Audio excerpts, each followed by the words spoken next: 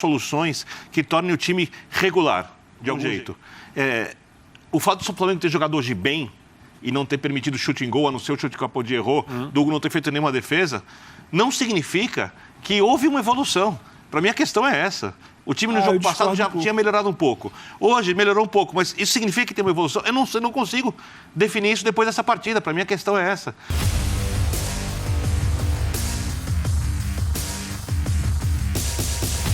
Salve, salve nação, saudações, sejam bem-vindos a mais um vídeo top do canal. Preparei aqui para vocês o pós-jogo do Linha de Passe da ESPN Brasil. Quero já dar os créditos de vídeo para o canal ESPN Brasil aqui do YouTube. Link na descrição como créditos ESPN Brasil do grupo Disney. Galera, é o seguinte, vamos falar muito aqui desse jogo. Primeiro a gente vai ver aqui o que os comentaristas da ESPN vão dizer, se eles vão achar positivo ou negativo ou neutro este desempenho do Flamengo de hoje, que fez um bom primeiro tempo e um mau segundo tempo, com substituições erradas de Paulo Souza. Ele acertou só apenas em uma substituição. A gente vai falar sobre isso assim que a galera da ESPN Brasil falarem. Valeu? Quero pedir para você que gosta do nosso trabalho, que gosta do canal, aquele like. Se inscreva no canal, seja bem-vindo. Você é flamenguista, então, para você ficar bem informado, sem fake, sem mentiras, cara, seja inscrito aqui do canal, que você vai gostar, tá bom? Então, ativa o sininho aí, para quando eu soltar mais vídeos, você receber. Valeu? Compartilhe o nosso vídeo, e você estará ajudando bastante a gente, ok? Vamos lá pro vídeo, então. Simbora, galera, é nóis! A pressão sobre o treinador, o que pode acontecer, o que não pode. Então, o Flamengo correu algum risco no final. E acho que também isso interferiu na manifestação do torcedor contra a diretoria no final do jogo, porque o segundo tempo não foi bom como deveria ser, não foi bom como o primeiro, e o Flamengo dessa vez ganhou. Mas uma coisa interessante, e óbvio, aberta a discussão, eu não acho que o Flamengo foi superado em jogo nas partidas desse Campeonato Brasileiro que perdeu pontos. Concordo. Nem no clássico para o Botafogo, com o Botafogo, nem no jogo contra o Atlético Paranaense com uma escalação mexida, depois de uma sequência pequena, porém boa, com Talheres, Palmeiras, São Paulo. Sim. Não houve uma partida desse Campeonato Brasileiro, o Flamengo está mal colocado, ainda está, sim, em que o Flamengo tenha sido superado em jogo. Isso significa que o Flamengo jogou maravilhosamente bem e deu um tremendo azar? Não jogou maravilhosamente bem. Jogou bem contra o Palmeiras, jogou bem boa parte do jogo com o São Paulo, jogou um primeiro tempo bom hoje contra o Goiás. Mas superado em jogo, a relação mais íntima entre o que aconteceu em campo e o resultado do jogo, naquelas partidas em que o Flamengo desperdiçou pontos no Brasileirão, eu acho que houve bastante falta de sorte. Eu acho que, se me permite, Paulo, eu acho que muito de falta de sorte, talvez, contra o Botafogo, a atuação do Gatito muito boa, só que eu acho que tem uma outra situação. Eu tô começando a me acostumar, talvez a torcida também, a ver dois Flamengos em cada jogo. É um Flamengo inicial, de muito volume, de ideias, de movimentação, de interações. Essa é uma reclamação da torcida. Mas, exato. E esse mesmo Flamengo, que atacou muitas vezes, quando ele bota o Pedro, é para tentar ter uma superioridade numérica. Ele já era quase que 6 jogadores, né? Porque você tinha ali o Pedro e o Gabriel, o Bruno Henrique e o Arrascaeta, você tinha o Mateuzinho, você ainda tinha mais um. Everton Ribeiro? Gabriel. Não, Everton Ribeiro, desculpa. Você tinha 6 para fechar com uma linha de 5. Então você já sabe que tem essa dúvida, essa dificuldade. Então você lança a mão disso no início de um jogo, porque você sabe que o Goiás vai se comportar assim, com uma linha bem baixa, uma linha de 5. Então você precisa tentar abrir o campo, dar profundidade. Ele começa a fazer isso. Esse primeiro Flamengo faz isso. Gabriel movimenta muito bem. Ele até postou há poucos minutos na rede social. Nós temos uma inclusive foto, ele e o Arrascaeta. Vai pro ar essa como quem. Vai, não sei se vai pro ar, se for agora seria pro ar, ótimo. eu tô falando para você que vai pro ar. Ele foi assim. Você está vendo, tipo, olha como estão vendo 2 meias armadores. O Gabriel hoje era um meia armador. Então, assim, esse primeiro Flamengo, que é uma ideia do Paulo Souza, não é aleatória, a gente está vendo agora. Você disse meias armadores. E tá ele e o Arrascaeta. Ele e o Arrascaeta, foi assim que eles jogaram hoje. Na foto. 6 jogadores, movimentação, o Gabriel começa pela direita, a defesa começa a se movimentar, o Gabriel varia, muita movimentação, confunde, joga pela esquerda. Tem muitas interações dele com o Bruno, inclusive, aí o Pedro aparecendo. Esse primeiro Flamengo, ele se movimenta, ele é interessante, mas ele só replica parte de um Flamengo anterior do passado, que a torcida gosta ainda. Porque ele não faz 2, não faz 3, não mata. Aí vai para um segundo Flamengo, que é quase sempre um do segundo tempo, que sente um cansaço, não mantém a intensidade, começa a esperar demais o adversário. Sim. E aí começa a entrar num ciclo vicioso, que me parece que é o caso desse brasileiro até aqui. Exato. Contra o Botafogo, a sua bola não vai entrar, a bola do adversário vai, numa falha do goleiro.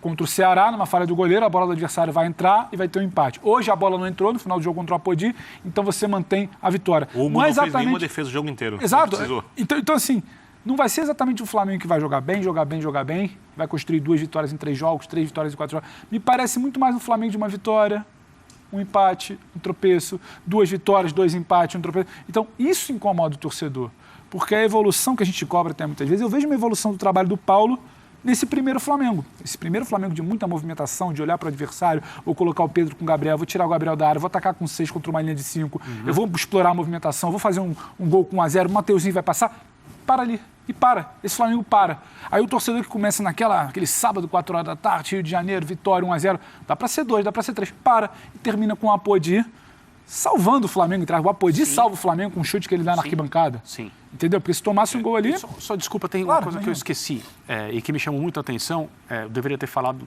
quando eu comentei o jogo.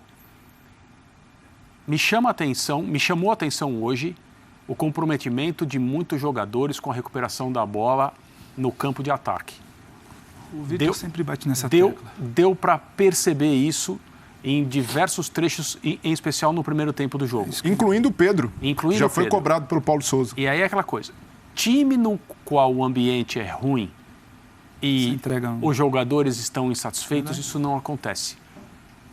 É o que a gente ouve, é o que a gente vê em conversas, é o que percebe, é o que treinadores dizem em conversas em off, é o que às vezes um ex-jogador comenta e diz, olha, time em que as coisas vão mal do ponto de vista da convivência com a comissão técnica, esse tipo de coisa é muito difícil acontecer. Então, no meio da semana, na comemoração do gol do Arão pela Libertadores, houve uma congregação na frente do banco. No final do jogo, por causa das vaias ao goleiro, isso se repetiu com a presença da comissão técnica. Então, isso é muito curioso. Voltando a falar das manchetes todas, e a gente vai comentar daqui a pouco a entrevista que pretende dar um fim a uma história que não deveria nem ter começado, e o fim não é legal, eu já antecipo, a versão combinada e tal não é legal, não precisava, poderia ter sido diferente, mas ao que parece o ambiente no departamento de futebol, comissão técnica, jogadores, é um bom ambiente de trabalho. A minha única dúvida sobre a escalação de hoje é se isso é uma utopia, olhando o Campeonato Brasileiro inteiro, ou se isso é um time possível. Se o time marcar muito bem a saída de bola, sim. Mas se ele pegar um time, por exemplo, que faz transição rápida, ele tem que recompor com Everton Ribeiro e Bruno Henrique pelos lados do quarteto do meio de campo, jogar com a Arrascaeta como se fosse o segundo jogador de meio campo ao lado do William Arão. E não é muito a característica. Não é, mas veja que ele fez com o Goiás no Maracanã. Então, por isso que eu estou falando, se isso é o time que pode ser utilizado no Campeonato Brasileiro ou se é uma utopia. Mas não tende a ser uma regra. Foi utilizado no Campeonato Brasileiro, no jogo contra o Goiás, que o Flamengo Tudo bem, venceu. você entendeu o que dizer. Contra o Palmeiras, contra o Atlético... Aí eu acho que o comportamento é diferente. Desculpa, Vitor, mas eu não acho que um treinador precisa tratar todos os jogos da mesma maneira. Mas ninguém está falando que precisa, André. A questão é que ele precisa buscar soluções que tornem o time regular, de algum jeito. O fato do Flamengo ter jogado hoje bem e não ter permitido chute em gol, a não ser o chute que o Apodi errou, do Hugo não ter feito nenhuma defesa, não significa que houve uma evolução. Para mim, a questão é essa. O time no jogo passado já tinha melhorado um pouco. Hoje melhorou um pouco, mas isso significa que tem uma evolução? Eu não consigo definir isso depois dessa partida. Para mim, a questão é essa. Então, quando a gente fala, o resultado foi bom, o time foi melhor, eu concordo contigo. Quando você fala de jogo, o time jogou mais. Porém, o time, nos outros jogos, dá contra-ataques tolos, como deu hoje, uma vez. Contra os times mais fortes, deu mais vezes. Comete erros de bola aérea. Tem problemas de distanciamento entre a linha do meio campo e a linha da defesa. Isso parece que melhorou. Não, isso tem acontecido constantemente. Eu acho que é questão de como mas ver parece o copo. Que melhorou um pouco. Então, exatamente. Eu estou querendo ver o copo do segundo tempo é meio vazio. Então, o copo, para mim, copo meio cheio, para mim, ele está meio cheio. Não está nem cheio nem vazio. Entendi. E esse copo do Flamengo, com esse time, tem que estar cheio. O copo do segundo tempo é meio vazio, eu concordo com você. Só que esse Flamengo, eu estou com o André, fez contra o Goiás, mas cada jogo é um jogo. E contra times inferiores, o Flamengo não conseguia. Agora, contra times inferiores, lançar a mão de uma formação que até me agrada pelo que é esse Flamengo, como tem que se comportar, por exemplo, em casa com o Maracanã cheio, pressionado, porque por tudo que se diz no noticiário, a cada jogo o Paulo precisa responder, pelo menos nas próximas semanas. Vai continuar. Houve houve uma evolução desse primeiro Flamengo, que eu separei em 2. Esse primeiro Flamengo teve uma evolução. Esse primeiro Flamengo não jogava anteriormente contra times menores. É um copo meio cheio. Pode ser olhando para o seu lado, mas e quando pegar um Palmeiras, um São Paulo, um Corinthians, agora até um rival, um Fluminense, que é um rival regional, que lhe dá trabalho, aí eu acho que é outro tipo de jogo. Não necessariamente você vai ter 6 caras com a bola, o Pedro Gomes, escalado, o Mateuzinho voando pela lateral e deixando o corredor dele, aí pode entrar um João. Aí eu acho que é uma outra evolução. Essa evolução já chegou? Ainda não. Só que é o que eu falo, a gente entra na casa do si. Para o jogo do Goiás, para o jogo contra a Católica, para o que foram as últimas semanas, o Flamengo criou muito contra o Botafogo, cria muito no final de semana passado, cria muito contra a Católica e hoje teve o primeiro tempo. Acho que faltou ajuste dessa segunda etapa. Vai chegar? Eu não tenho essa certeza. Por tudo que é o cansaço, o que é a temporada, o que é um departamento... Para mim é questão da defensiva. Sim. Porque os gols perdidos, eles vão ser feitos depois, porque são jogadores de alto nível. Isso não é um problema. O problema é se não criasse. Mas você acha que vai ser feito? Criar e marcar. Eu acho que sim. Feito? Eu acho que a produtividade vai... O Flamengo era, a gente viu aqui uma estatística que é mostrada na ESPN, era o time que tinha o pior aproveitamento do campeonato em grandes chances de gol. Eu garanto que o Flamengo vai terminar no final do campeonato entre os times que vão ter um dos melhores aproveitamentos entre as equipes que criam chances claras de gol. Isso vai mudar, tenho certeza. O meu ponto é que as narrativas continuam, né? O Gabriel foi substituído. Aí depois foi colocado lá na transmissão o replay dele saindo de campo, né, para aquela microanálise da caminhada e por como ele passa pelo treinador e como e quantos batimentos por minuto e tudo mais e tal. E, se não me engano, foi o Pedrinho que falou na transmissão. Se não me engano, o Pedrinho estava na transmissão. Estava. Pedrinho, PVC, né? Estava. Que ele, Pedrinho, teria tirado o Pedro, porque o Pedro fez um gol e estava satisfeito e o Pedro não é o titular. Então, para a gestão do grupo, seria melhor tirar o Pedro. Mas para a gestão do jogo, o Flamengo precisava segurar a bola na frente porque não estava conseguindo. Tem tudo isso. Então, essas coisas, elas continuam a ser ditas. E aí, eu volto para dizer o seguinte. O técnico do Flamengo tem, a cada jogo, que pensar principalmente no desenvolvimento da sua equipe contra adversários que disputam o mesmo campeonato que ele, ou ele tem que lançar mão num calendário complexo, com jogadores desgastados, da melhor formação e do melhor sistema para que o Flamengo ganhe aquele jogo. Porque o Paulo Souza hoje fez a segunda escolha. Eu concordo. Mas dá para escalar o Pedro e o Gabriel contra o Atlético Mineiro no Mineirão? Não. Não, e não será feito. Por isso o Pedro não pode jogar com o Goiás como titular? Esse é o meu ponto. Não entendo. Você tem um jogador como o Pedro no seu elenco.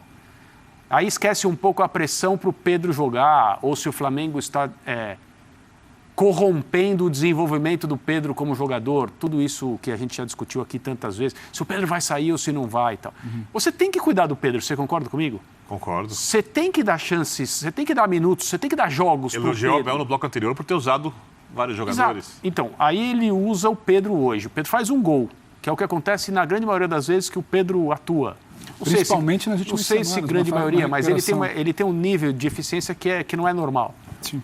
E aí a gente, por outro lado, pode olhar, mas espera aí, o Flamengo continuou com defeitos defensivos, permitiu contra-ataque ao Goiás no final do jogo em vantagem. Como acontece isso? Outro dia o Palmeiras foi criticado, né? Em vantagem em casa com o Fluminense, cedeu um contra-ataque, tomou um gol.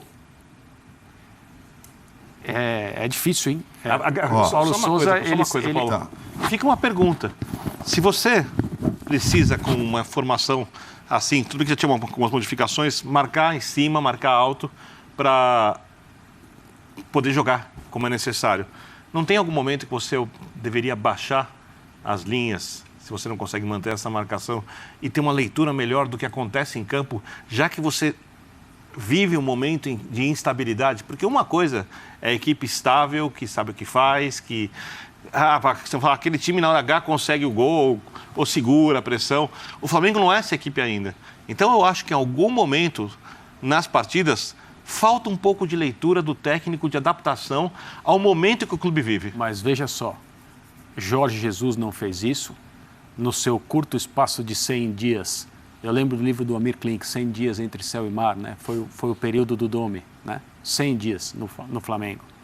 O Flamengo não jogou assim, com linha baixa, com o Rogério Ceni de vez em quando não muito. E qual a resposta? Momentos do jogo. Em momentos do jogo, por questão estratégica, porque o Rogério é um treinador assim. E aí você falou de ambiente, o torcedor não leu bem isso. Imagine no Maracanã, no momento atual, se o Flamengo recua 10, 15 metros, 20 metros para ter espaço para jogar. Cara, eu sou totalmente favorável ao jogo agressivo desse Flamengo, defendo muito, pois desculpa, Paulo, mas até o Liverpool baixa as linhas quando precisa, o City baixa as linhas quando precisa. Mas acho que é questão física do jogador não conseguir jogar como necessário. Eu não estou fazendo aqui uma leitura do que é certo e errado, não existe certo e errado. O que eu estou dizendo é que esses exemplos que você deu são de times estabelecidos e que fazem isso por razão estratégica quando lhes é conveniente. O Paulo Souza está aí, respondendo. Quando o Pedro não joga, ele tem que jogar. Quando ele joga, o time mostrou problemas defensivos. Quando joga Pedro e Gabriel, tem que substituir um. Substituiu o errado. Imagina, aí ele tem que responder, depois do jogo, sobre o caso Diego Alves. Aí deixa a bola pingando, que eu interrompi 2 vezes. O cara é técnico de futebol. Desculpa, Paulo. Ele é técnico de futebol, está tentando construir um time. Vamos lá, então. Galera, a gente vai falar aqui das substituições de Paulo Souza que são muito ruins. Cara, como ele escolhe mal os caras para serem substituídos. Eu gostei da escalação inicial com um volante, 2 meias e 3 atacantes no 4-4-2 e detestei as substituições. Apenas uma substituição ele fez certo. Ele tira o Bruno Henrique que estava cansado e coloca o Lázaro. O resto, meus amigos, foram uma tragédia. Ele tira 3 atacantes e coloca 3 volantes. Cara, ele matou o time. Vamos lá, ó. Hugo Souza, Mateuzinho, Rodrigo Caio, Pablo, Ayrton Lucas, William Arão, Everton Ribeiro, Arrascaeta, Bruno Henrique, Gabigol e Pedro. Eu gostei demais dessa escalação aí no 4-4-2 com um volante, 2 meias e 3 atacantes. Mas o Paulo Souza cagou o pau na hora que ele faz as substituições erradas. Ele tira o Everton Ribeiro e coloca o Andreas Pereira, volante. Ele tira o Arrascaeta meio e coloca Thiago Maia, volante. Ele tira o Bruno Henrique e coloca Lázaro, atacante, ok, beleza. Ele tira Gabigol, atacante, e coloca João Gomes, volante. E aí? Ele tirou 3 atacantes, colocou 3 volantes e ele tirou o Bruno Henrique e colocou Lázaro. Beleza. Ele fez 3 substituições erradas de 4. Cara, é impressionante a capacidade que Paulo Souza tem de errar nas substituições. O Flamengo no primeiro tempo jogou super bem. Teve 13 finalizações, 6 no gol. O goleiro fez 5 defesaças. O Tadeu pegou 5 bolas. Era para ter sido mais? Era, mas o goleiro dos caras estava inspirado. O Flamengo teve 64% de posse de bola. O Flamengo empurrou o Goiás. O Flamengo foi para cima, propondo o jogo com marcação na saída de bola. Os caras só jogaram na defesa, jogando só no contra-ataque. O Hugo Souza não fez nenhuma defesa sequer, no jogo todo. Então o Flamengo foi muito superior no primeiro tempo. No segundo tempo, o Flamengo cansou, deixou de pressionar. Quando o Paulo Souza percebe que pode tomar um empate, o que ele faz? Ele enche o time de volante, para não perder o jogo, para não empatar o jogo, né? Porque o emprego dele estava em risco, estava em jogo hoje. Se perde esse jogo, nessas horas ele poderia não ser mais técnico do Flamengo. Então, ele fez essas substituições enchendo o time de volante. Mas isso para mim é pensamento de técnico pequeno, cara. É isso que eu falei. Isso para mim é pensamento de técnico que não quer vencer o jogo, que tem medo de perder. Ah, mas o momento precisava, o momento é crítico. Tá, mas por que ele não usou o banco de reserva certo? Ó, ele tinha o Marinho no banco. Era só ele tirar o Everton Ribeiro e colocar o Marinho. Já que ele tirou a Arrascaeta, colocasse o Diego Ribas, que é meia também. E o Gabigol não precisava sair do jogo. O Gabigol estava jogando bem. O Gabigol fez uma ligação ali com o Mateuzinho cruzou para a área e o Pedro fez o gol.